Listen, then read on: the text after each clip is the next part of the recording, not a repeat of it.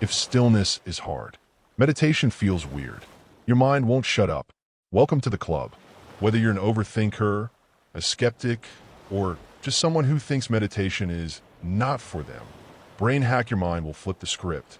In a world that never stops, learning how to slow down without getting bored or frustrated is a superpower. And you don't need incense, yoga pants, or a mountain retreat to do it.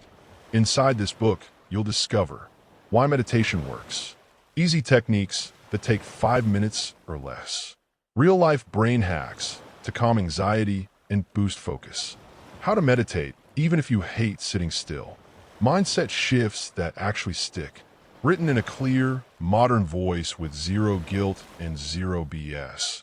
This is meditation reimagined for busy minds living in a noisy world.